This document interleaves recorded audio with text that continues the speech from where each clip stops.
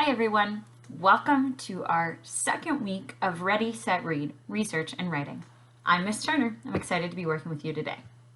I hope everyone's doing well. I wanted to start out today and talk about something that has been making you happy during this crazy time. I know things can be kind of overwhelming. We turn on the news and it can be kind of weird and we're not going to school and we're not really allowed to go anywhere. So things can be overwhelming, but I've been challenging myself to think about things that are making me happy. One thing that's making me happy is that I've been able to spend a lot of extra time with my family. Obviously since I'm not going to school, I'm not going shopping, I'm not going to the movies or anything like that, so I'm just able to spend a lot of time with them. Something else that's made me happy during this time is getting to take some of my kind of extra time and get to spend it reading, because not only do I teach reading, but I actually love to read. What are some things that are making you happy right now?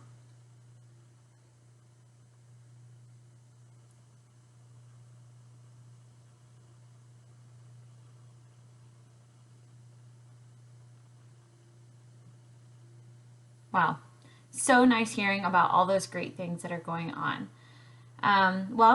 Today we're here at Ready, Set, Read, Research and Writing, and we're going to be practicing using the RACE strategy to answer questions in complete sentences while using evidence from the text.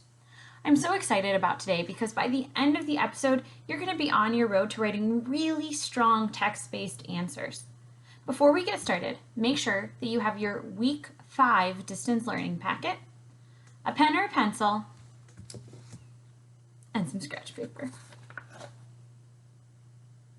I'll give you a second to get those things and then we will meet on the first slide. All right, hey guys. So today we're going to learn how to use the RACE strategy for answering questions in complete sentences while using evidence from the text. So I have found this RACE anchor chart that really helps me stay focused when I'm answering questions. So RACE is a writing strategy for answering open-ended questions. The R in RACE stands for restate the question. This is when we turn the question around into a statement. So we take the prompt and we cross off the question word. The example is, why is it important to recycle? You cross out the question word, why, and restate it saying, it is important to recycle because. The A in RACE stands for answer the question. This is where we answer all parts of the questions, and sometimes this is done in the same sentence as R. An example. It is important to recycle because it keeps our natural environment clean. Remember, this should be based on something you read in the text. Then we go down to C, which is cite evidence. This is where we use key details and facts from the text to support our answer. Some sentence starters we have here include, according to the text, the author says, I know because, and for example. This is where we really go in, find the text evidence that supports what we said for R and A. Finally, we get down to the E, which is where we explain our reasoning. We explain why this text evidence clearly supports our answer. Again, we have some sentence starters that help us do this. We can say, this shows that, this evidence tells us, this is why, this means, this proves, and it is clear that. Now, when we have sentence starters, these aren't the only things we can use, but these are good tools. Let's practice using the RACE strategy. A couple weeks ago, you read a text about daylight saving time. One question that I asked when I was reading that text was, should we keep daylight saving time the way it is right now? So, I'm going to go ahead and do the first process of the RACE writing strategy, which is to restate the question and turn it into a statement. I do this by saying, in my opinion, we should keep daylight saving time the way it is right now because. So I've taken out the should, or I've rearranged the should and the we, and I've taken out the question part. I also included in my opinion because this felt like I was telling someone what I think and I'm going to support it with evidence. So I've done the R. I've turned it into a statement. Now it's time for me to actually answer the question. And I say, it keeps people and kids who have to travel early in the morning safe. This is based on something I read in the text that I thought supported my answer. Now I need to use some key details and facts from the text to support my answer and cite evidence. I do this by saying, for example, I used one of those sentence starters. The text states that if daylight savings was permanent, kids would have to walk to school with flashlights. I've cited some evidence. I put the evidence in my own words, but sometimes you could even quote the evidence. And now it's time for me to move on to the E, which is where I explain my reasoning. It is clear that this is not safe and kids should be given more time in the sunlight to walk to school. I explain and connect what I used my citing evidence for to my answer. This is where I bridge those two together, explain my reasoning, and make sure it's clear what my answer is using the RACE strategy.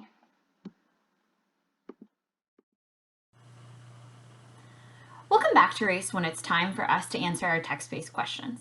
But before we answer those questions, let's go ahead and reread the History Channel article about Thomas Edison. Remember, as we're reading, good readers are always interacting with the text, so feel free to underline as you read, to write margin notes, or circle words you don't know. All right, I'll see you in a second when we're at the text about Thomas Edison. Let's go ahead and reread the text from yesterday. Now, as we're reading, you should always actively engage in the text, so feel free to underline important details or write notes in the margins. Let's go ahead and begin. Thomas Edison. In his 84 years, Thomas Edison acquired a record number of 1,093 patents, singly or jointly, and was the driving force behind such innovations as the phonograph, the incandescent light bulb, and one of the earliest motion picture cameras. He also created the world's first industrial research laboratory. Known as the Wizard of Menlo Park for the New Jersey town where he did some of his best-known work, Edison had become one of the most famous men in the world by the time he was in his 30s. In addition to his talent for invention, Edison was also a successful manufacturer and businessman who was highly skilled at marketing his inventions and himself to the public. Thomas Edison's early life. Thomas Alva Edison was born on February 11, 1847, in Milan, Ohio. He was the seventh and last child born to Samuel Edison Jr. and Nancy Elliott Edison, and would be one of four to survive to adulthood. Thomas Edison received little formal education and left school in 1859 to begin working on the railroad between Detroit and Port Huron, Michigan, where his family then lived. During the Civil War, Edison learned the emerging technology of telegraphy and traveled around the country working as a telegrapher. He had developed serious hearing problems, which were variously attributed to scarlet fever, mastitis, or a blow to the head. With the development of auditory signals for the telegraph, Edison was at a disadvantage, and he began to work on inventing devices that would help make things possible for him despite his deafness, including a printer that would convert the electrical signals to letters. In early 1869, he quit telegraphy to pursue invention full-time. Edison's emergence as a leading inventor. From 1870 to 1875, Edison worked out of Newark, New Jersey, where he developed telegraph-related products for both Western Union Telegraph Company, then the industry leader, and its rivals. Edison's mother died in 1871, and that same year he married 16-year-old Mary Stilwell. Despite his prolific telegraph work, Edison encountered financial difficulties by late 1875, but with the help of his father, was able to build a laboratory and a machine shop in Menlo Park, New Jersey, 12 miles south of Newark. In 1877, Edison developed the Carbene Transmitter, a device that improved the audibility of the telephone by making it possible to transmit voices at higher volume and with more clarity. That same year, his work with the telegraph and telephone led him to invent the phonograph, which recorded and sound as indentations on a sheet of paraffin-coated paper. When the paper was moved beneath a stylus, the sounds were reproduced.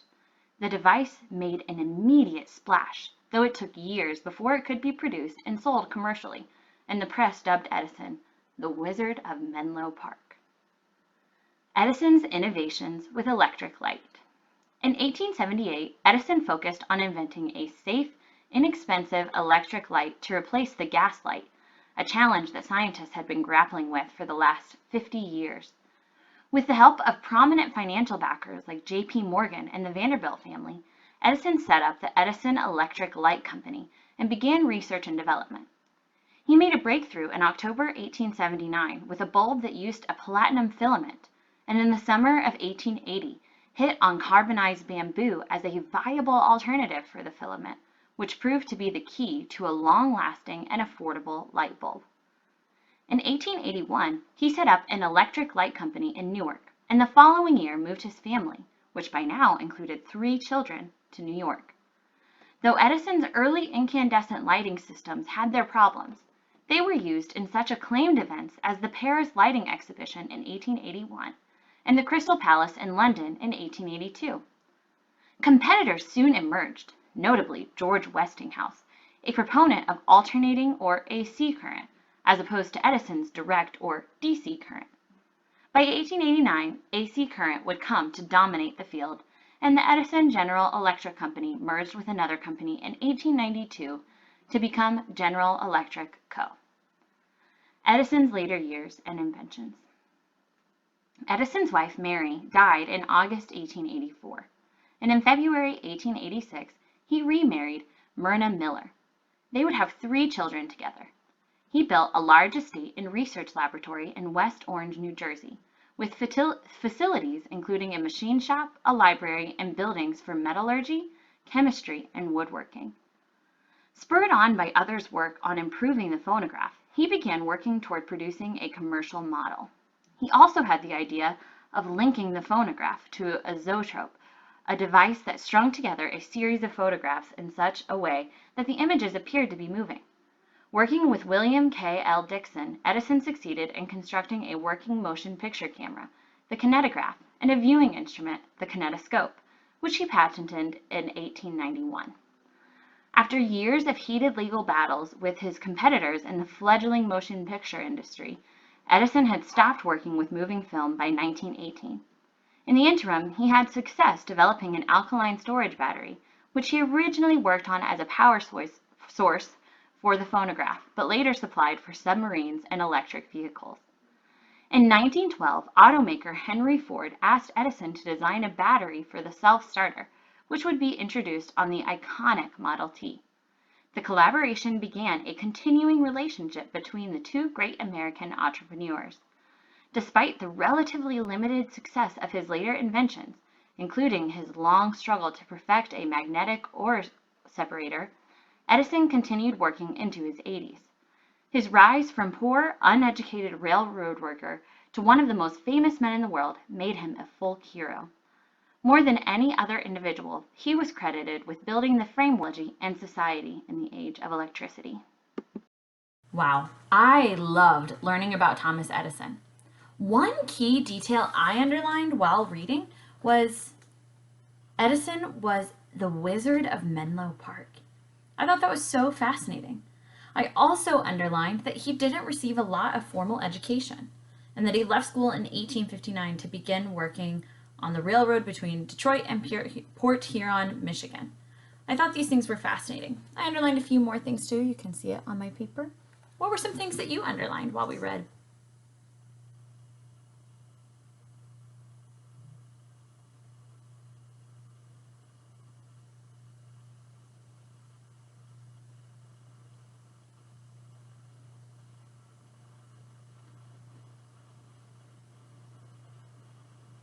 Wow, that's great. I love seeing you guys become strong readers and interacting with the text.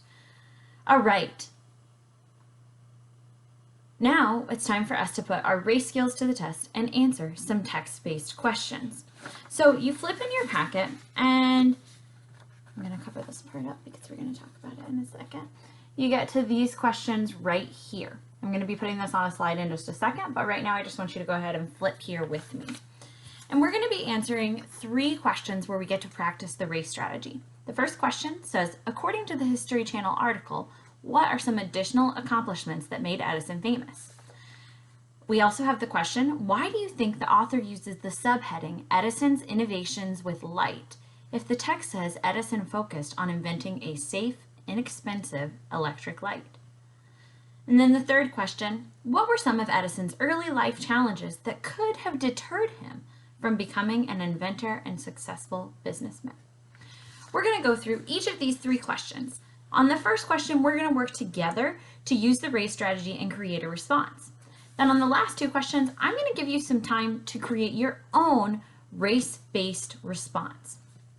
So What I would like for you to do is hold tight. I'm going to swap over to the next slide so that we can start working on question number 1 together. See you in a second. All right, let's go ahead and answer question 1 using the RACE strategy together. Question 1 says, according to the History Channel article, what are some additional accomplishments that made Edison famous? To answer this question, we're going to use the chunk text included next to it, and we're going to be using the RACE strategy. Remember, the RACE strategy the R stands for restate the question, A, answer the question, C, cite evidence, and E, explain your reasoning. Let's go ahead and begin with R, restate the question. This is when we turn the question into a statement. We take the prompt and we cross off the question word. So I'm looking at this question and I'm thinking, how can I turn this question into a statement? What question words can be eliminated? And what words should I keep to include in my answer? I want you to take 1 minute to write down this question in a statement form, thinking about what words to keep, what words to eliminate, and how to turn it into a statement. You have 1 minute to write down the question in statement form.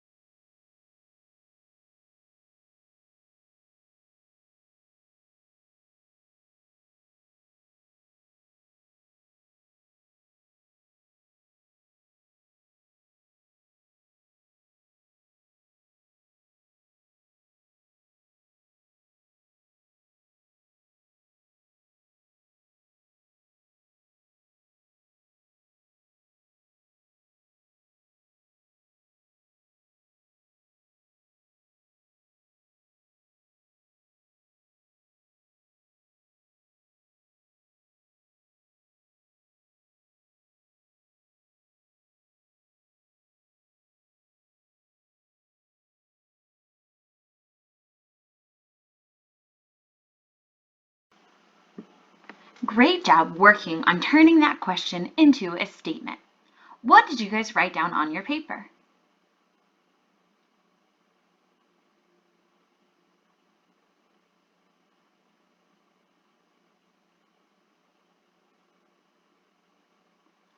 Awesome job.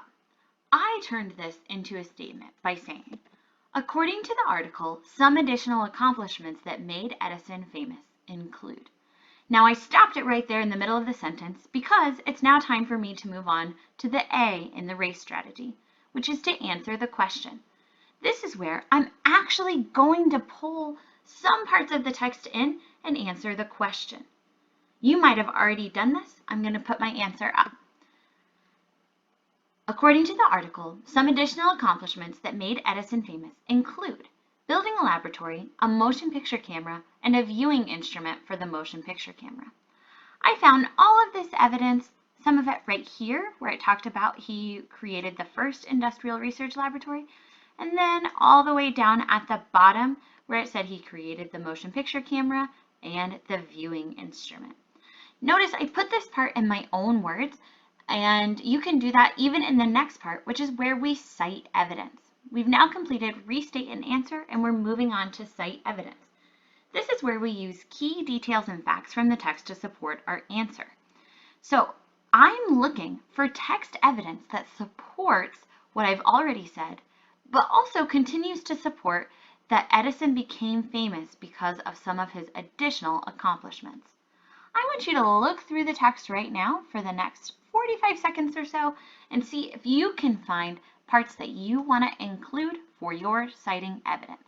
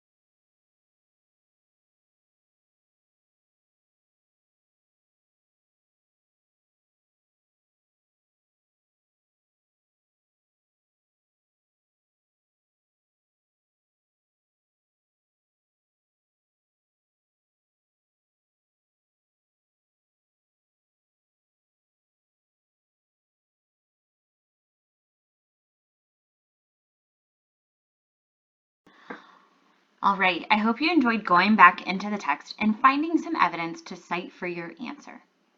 While I was reading through, this section of the text caught my eye. It says, in addition to his talent for invention, Edison was also a successful manufacturer and businessman who was highly skilled at marketing his inventions and himself to the public. This is a key detail that shows that this was another accomplishment that Thomas Edison had that made him famous. So, for citing evidence, I put, the text states that Edison became famous because he was a successful inventor, but also because he knew how to market or share about his inventions. So right now we've completed the restate, answer, and cite evidence part of our text, of our answer. It's now time for us to move on to explaining our reasoning. This is where we explain why this text evidence clearly supports your answer, and where we can bridge our text evidence and what we said for our answer. So I have explained my answer by saying, this shows that Edison became famous because he was a successful inventor of many things, but the way he told people about these inventions contributed to him becoming famous. So I'm talking about these inventions that he made up here, and I'm also tying together where I cited the evidence that he knew how to market his inventions as well. And this ends up being a complete response to question number 1. Now that we've practiced the RACE strategy with the first question, you're going to take some time on your own to answer questions 2 and 3. I'm going to put the slide back on the screen with the 2 questions. I'm also going to leave the RACE anchor chart up. I'm going to give you 3 minutes to give it your best shot to use the RACE strategy to answer the last 2 questions. Remember, you should be restating, answering, citing text evidence, and then explaining your answer, your reasoning for including that text evidence. All right, I'll see you on the slide where you get some practice. Take the next 3 minutes at home to answer these 2 questions using the RACE strategy. I'm going to set the timer, and when the timer goes off, we'll come back to wrap it all up. Good luck. You guys got this.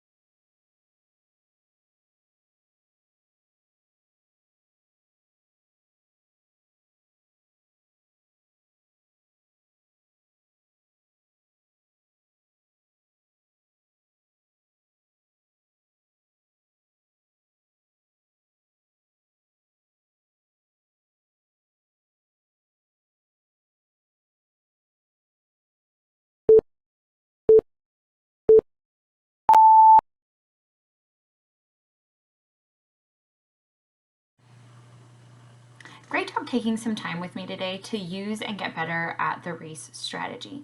This is such a helpful thing for you to remember as you continue to have to answer text-based questions throughout your academic career. I'm sure your teachers are going to be so impressed by your work.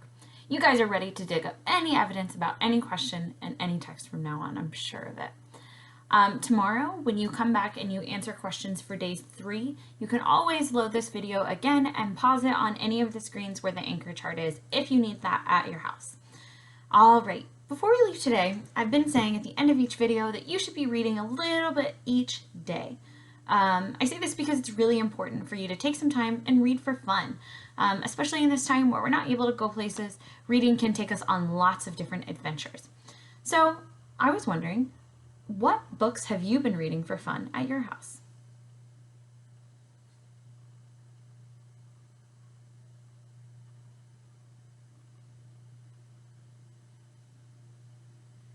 Ooh, I heard a lot of my favorite books in that one. I heard some people say Harry Potter, some people say The Hunger Games, I even heard some Wayside School, which is one of my most favorite books. Now, I have some recommendations for books that maybe you want to read or maybe you might want to look at while you're at home. You can get these books by supporting local bookstores and buying them online, getting them delivered to your house. Or you can even go to the DC Public Library page and check these ebooks out. One book is by Jason Reynolds, who is actually a DC area writer. It's called Look Both Ways. And it says, I'm going to read you the little blurb on the inside. This story was going to begin like all the best stories, with a school bus falling from the sky. But no one saw it happen. They were all too busy talking about boogers, stealing pocket change, skateboarding, wiping out, braving up, executing complicated handshakes, planning an escape, cracking jokes, getting greasy, braving up some more, but mostly too busy walking home.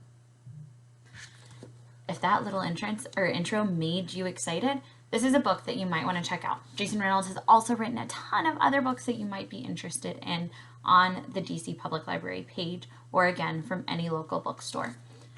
Again, it's so important that you're reading every day, and I'm hoping to introduce you to some new books during our time together for Ready, Set, Read. All right, as we go off today, I hope that you guys stay safe, wash your hands, and please know that all of your teachers love you, miss you, and cannot wait to see you again. Bye.